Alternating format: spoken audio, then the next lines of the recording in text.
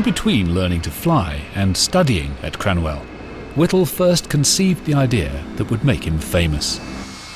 That if you wanted to go very fast and far, you would have to go very high, heights of 50,000 feet, that sort of thing, where the piston engine obviously wouldn't work, where the propeller wouldn't work. The thought, get rid of the piston engine and substitute a turbine, you might say that came out of the blue. The positive young officer also went to London to put his revolutionary concept to the Air Ministry. Whittle fared no better when he met A. Griffith, one of the ministry's top scientists. Griffith pointed out an error in my calculations, and it was all rather depressing, you know.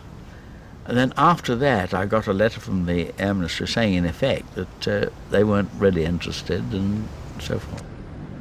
This is the story of how he invented the jet engine. He overcame all the odds, only to see the British government almost throw his idea away.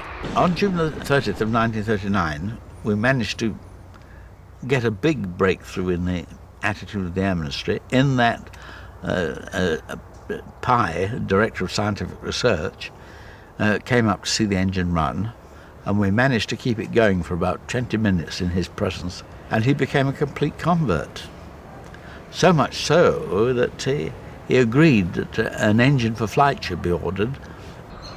Whittle's charm and enthusiasm at once inspired his new team to strive for the impossible. Here he worked through the night, desperately aware that his work could shorten the war, and drove himself to nervous exhaustion. Some people continued to claim Whittle's jet wouldn't even fly. By May 1941, his engine was ready to go in Britain's first jet plane, the experimental Gloucester E-28-39. The various government ministries refused to film this remarkable event. Luckily, an unknown photographer grabbed it in secret.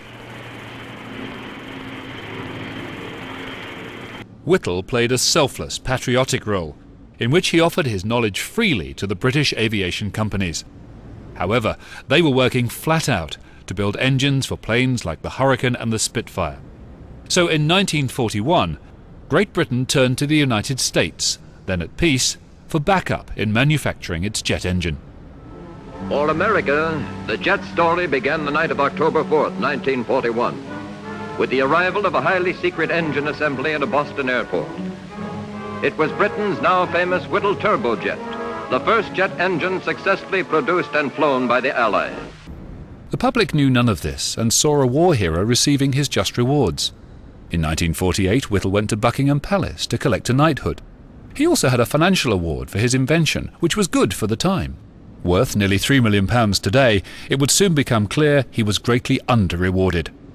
He sought a role, but his stature made him hard to place in an industry he himself had founded. No engine maker hired his services.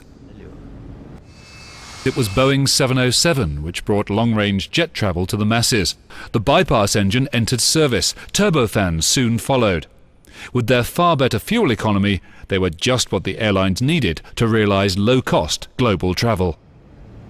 For Frank Whittle, it was the ultimate vindication of his wartime vision, and revealed the sheer folly of cancelling his pioneer turbofan. Yet he never worked on jet engines again, and memories began to fade of how the story had begun. Sir Frank Whittle died in August 1996, assured of his position as the greatest aero engineer of the 20th century.